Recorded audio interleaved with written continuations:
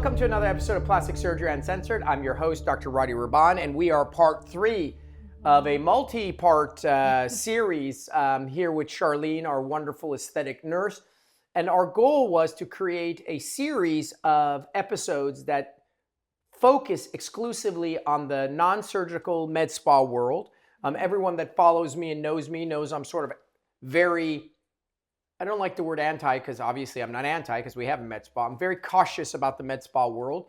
The reason I have been is because I think it's an environment that's generally very unregulated and very wild, wild west. I think that's an area where consumers are exposed to more wrongdoing than others because there's less information and the philosophy, oh, it's just minor. I just walked in, it's no big deal. So the reason Charlene and I get together is to create this sequence. We did one on neurotoxins like Botox. We did one on filler. And this episode is going to predominantly be pretty much about lasers.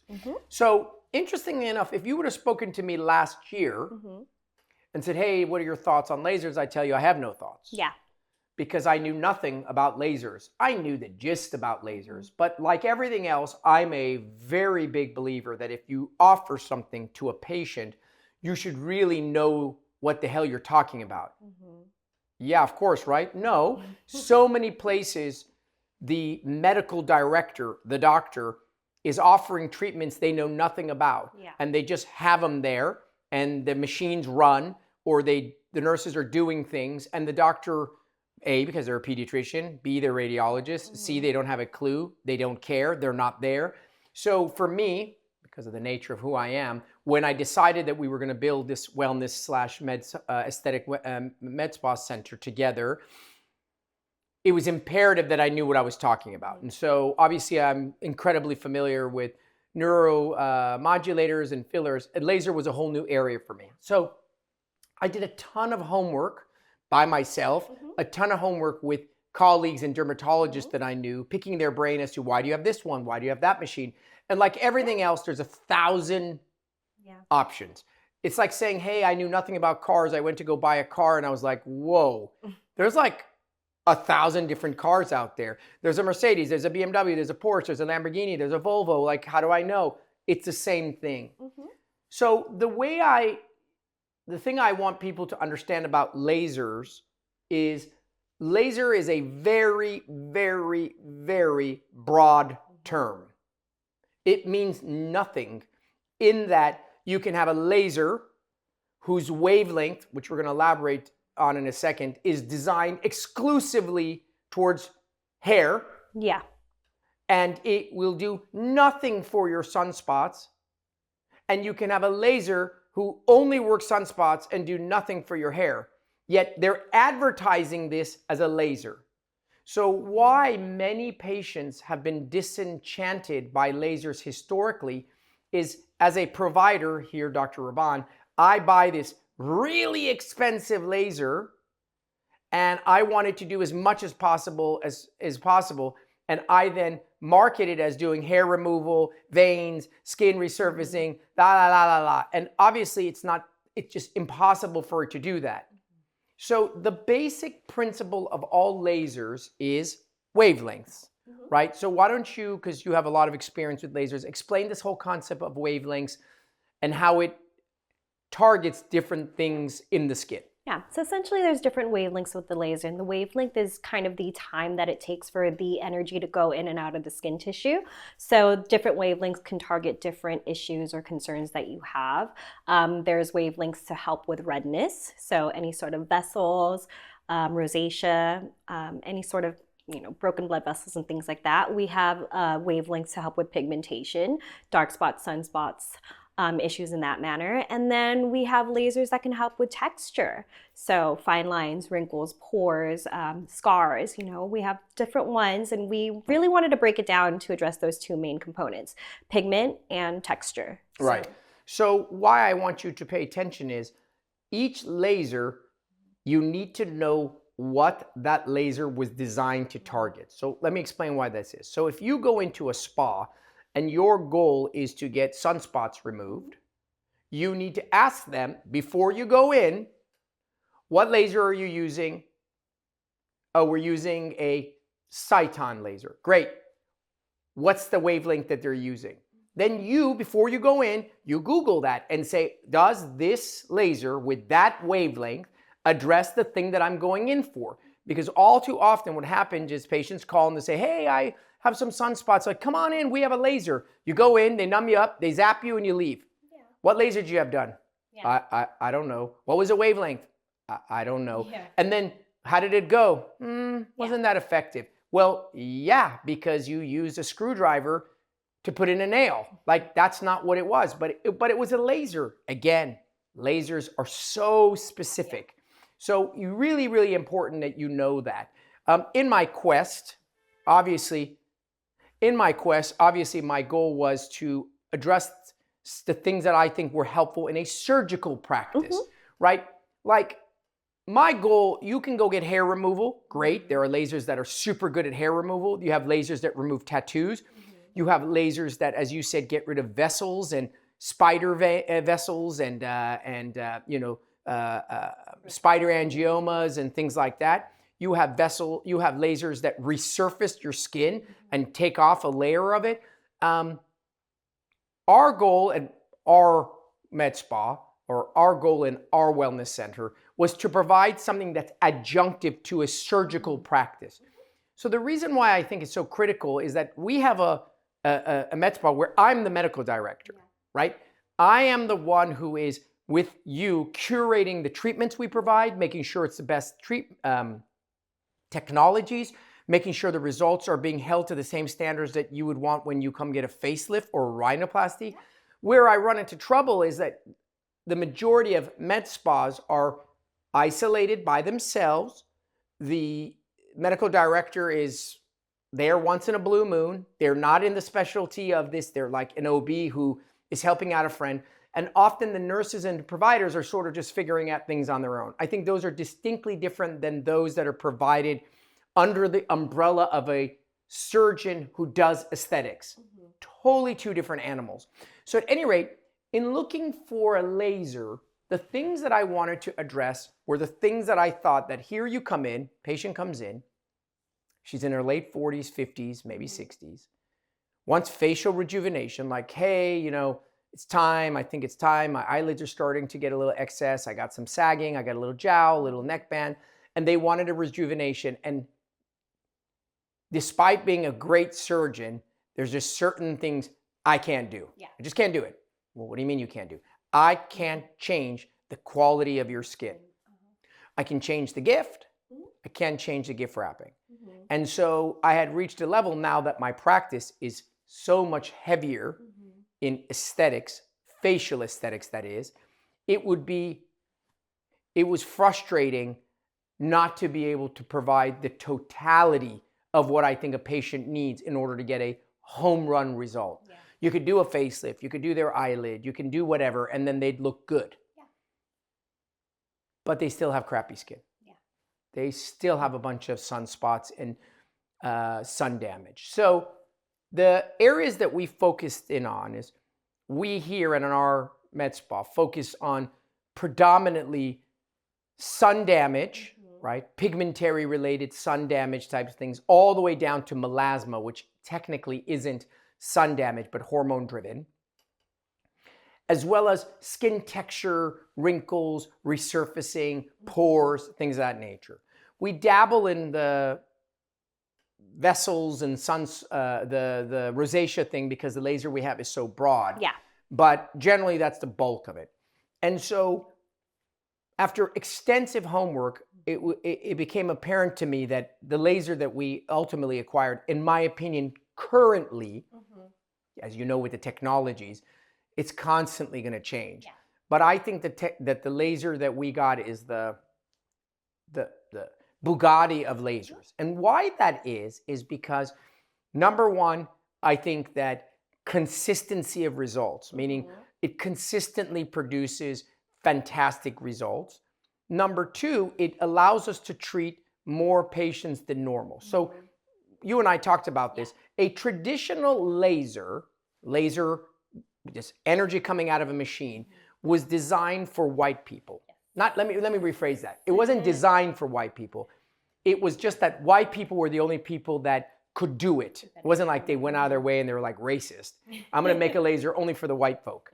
No, it was just that the technology, because it's heat, only white skinned people could take advantage of it, because darker skinned people like me, like you, like Latinos, like African Americans, like Indians, like Pakistanis, couldn't, because they would create a host of new problems. And so as a result, let's go over skin coloring.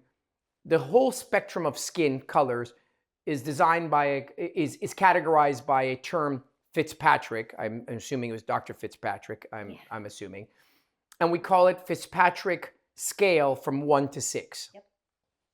1 being Snow White, 6 being African black, right? So 1, 2, and some 3s have always been able to do lasers. 4, 5, 6 never been able to do lasers. And because my practice is so heavy in 4, 5s, and 6s, right? We have Asians, Middle Easterners, Latinos, African Americans, people that are of Indian descent. I mean, shit, 80% of my patients are Fitzpatrick 4, 5, and 6. So the current technologies in most companies, their lasers can't really treat 4, 5, and 6. They just haven't gotten there.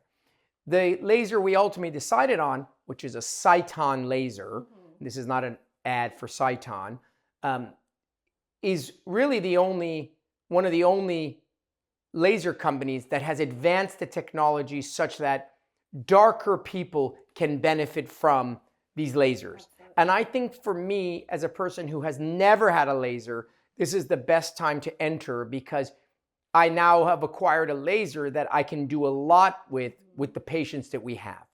So in the Cyton laser world, they have many lasers. We went ahead and selected what we felt were the 3 most critical lasers, and we're going to talk about what they do and who they're for and what to look for and whatnot. One of them is technically not a laser. Yeah. It's called BBL, and I'm not talking about Brazilian butt lifts. It took me a while. I was like, what? Yeah. Butt lifts are getting into lasers? So Brazilian butt lift / BBL is broadband light. And what people will know it as is IPL, right? Yes. Intense pulse light. Yes. And what you had told me about it is that it's just a flash of light that goes straight through the skin, finds pigment, explodes pigment, and then the pigment finds its way to the surface. So historically, it was done with IPL, and Cyton came up with their own technology of in the light technology. They renamed it as broadband light, essentially the same as an IPL, but now you can start treating higher Fitzpatricks. And I think that's a game changer, right? So tell me about you're a lighter Asian woman, but you're still a 4. But I'm still a 4, exactly. What makes you a 4 is what? Well, my Asian descent, and I'm Filipino, so that in general, we do have more melanocytes in our skin. Right, so it's the tanning potential. Exactly. So people that are white, that tan, are not white. That's the key. White means that when you go in the sun, you have no melanocytes, you get red and beet red, lobster red, peel, and you just don't. When you're whitish and you go in the sun and you get darker and you get freckles, then technically you're not a 1 or 2. You're like a 3, 4. So Charlene's a 4. I'm probably a 4, which means that if we went to Costa Rica for a month, we'd probably be much darker. Now, you and I can't really do IPL. No. And I've worked with lasers for maybe 15 years, and I've tested an IPL myself. I would give myself a little test spot just to see if I could even do it, because obviously I want to get the benefits for a machine that I'm using on other patients. And I have had some hyperpigmentation and burned from it. Yeah. Even with the lowest settings and the safest settings that I think I could use. So. Yeah. So I think that's the reason why their BBL, their broadband light, Cyton's, is such a game changer, because you can't treat 5s, you can't treat 6s, but you can pretty safely address 3, 4s and some 5s. Maybe lighter 5s. Right, yeah. And that's That's kind of like synonymous to autonomous driving cars. Like it's a big leap Yeah. in the laser world, wouldn't you say? Yeah. They were able to integrate these different filters that can, go to use with other skin types. That Right. can So absorb. I think that's really, really remarkable. So of course we got that. It's not a laser, but that mode. Modality, yes. The next mode was we wanted something that would resurface, right? So here you are, you come in for a facelift. You're in your late 40s, early 50s, and 60s and beyond. And we're going to tighten up your skin and pull it and make it snug. But your skin has now had 50 years of road rash, right? It's got pores and fine wrinkles and whatever. And so a perfect time for us to resurface your skin, clean off the top layer, depending on your tolerance, is during the OR. And so there are two main technologies, CO2 resurfacing and erbium resurfacing. By and large, for the average consumer, they're the same. Yeah. What that means is they're ablative, meaning they are burning layers of skin off, and the laser is so advanced that I can dial it in by nanometer, what is it? Microns, and dial it in layer by layer. I'm talking 10 microns, 100 microns, which is insane because it means that the laser can take a little of the layer off. And why I chose the erbium version, their name is TRL. It just is an erbium resurfacing laser. And what I love about this laser is that it allows me to do you're under anesthesia, you're asleep, you have no pain, you can't feel nothing. I'm going to crank up this resurfacing and I'm going to burn the outer layer of your face off. And the benefit is you can tolerate it because normally you wouldn't be able to tolerate such a deep resurfacing. And B is you're down for the count because the number one issue with all lasers is recovery. So the more aggressive we get, the more amazing the results, the more downtime you have. And so when you're having surgery and you're out for sure for at least a week, we have the luxury of having downtime. So I am now not only doing this resurfacing on all my facelift patients, I'm doing this resurfacing. I did a mommy makeover on Friday. I resurfaced the shit out of her face because frankly, she has no pain when she's under anesthesia and she's out for a week. So it's been a game changer in that regard. But the reason I love this laser is because in addition to being in the OR and major downtime and major outcome is we have a milder versions that you are now able to do in the clinic with less downtime, almost no pain, less recovery, and higher skin types. Yeah. So again, I think this particular laser, the Cyton laser, was a game changer because it started giving us tools to help with all the patients I never were be able to. So the two types of peels the two types of resurfacings we can do in the clinic side is something that we just refer to as a nano peel, aka a very gentle resurfacing, which we can do in Black patients. That is nuts. Properly pre-treated. Right, we're going to get to the pre-treatment. And then we can do something called a micro peel, which is a more aggressive form, which we can also do in certain types of people. So we got the BBL, Pigment. B, we got the resurfacing, which was the TRL. Now, the final game changer was this thing where now we have what's called a halo. And the reason the halo is a game changer is it's a hybrid. It literally takes both of those technologies and wraps them into one. And what it allows you to do is send two wavelengths simultaneously in. One is it penetrates deep, zaps the pigment, like the BBL, but different. And then at the same time, it resurfaces the top. So in one treatment with the halo, you get the benefits of pigment and the resurfacing.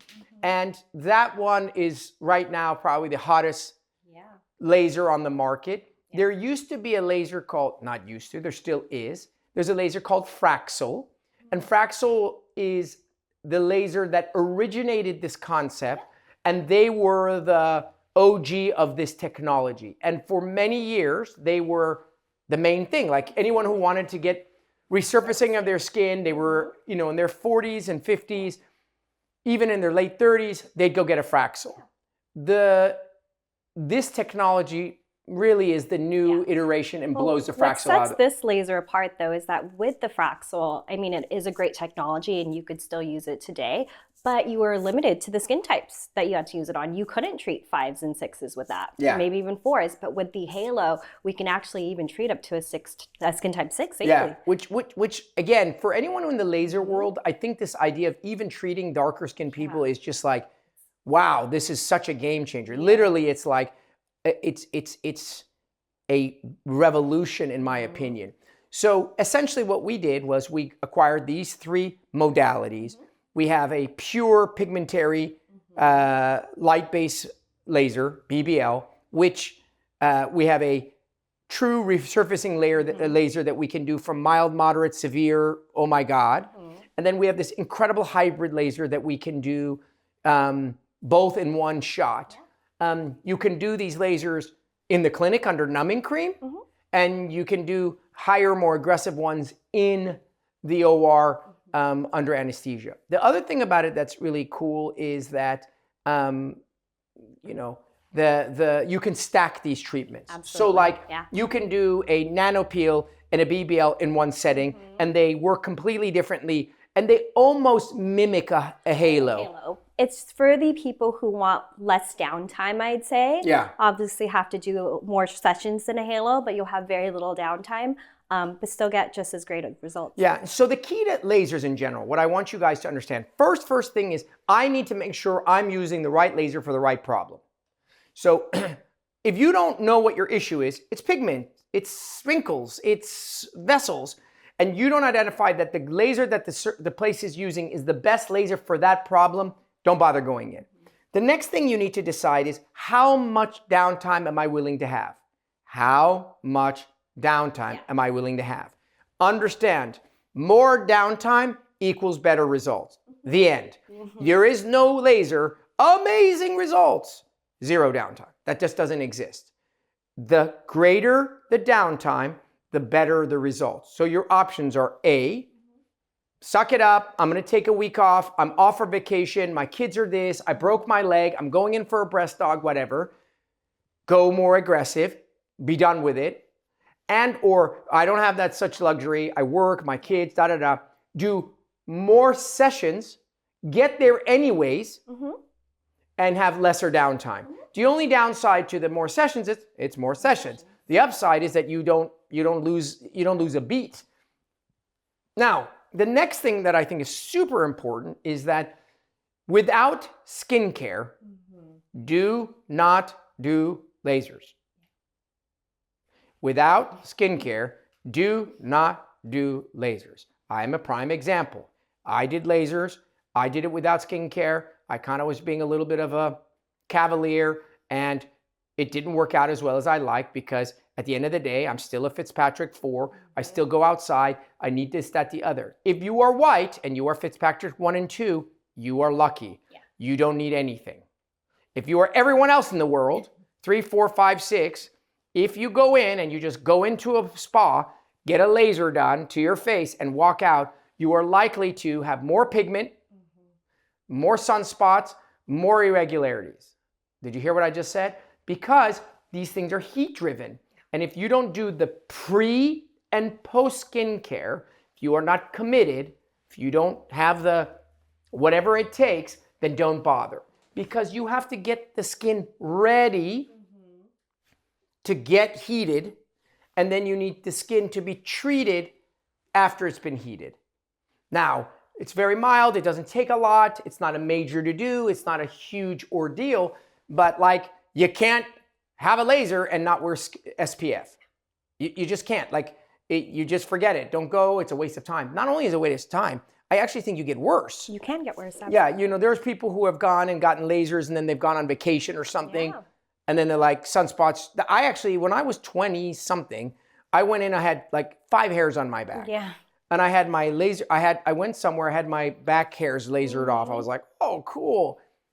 Because my friend is an idiot and he took me with him and he's a hairy bear and he lasered his back. And then like 2 weeks later, we went to Vietnam and like beach cities. Yeah. The amount of freckles on my back right now, actually, as a matter of fact, you got a BBL on my back. The amount of freckles on my back is insane. And that was my stupidity. I didn't use any SPF. So I think that's really, really, really important. What can go wrong with lasers? Let's talk about what can go wrong with lasers.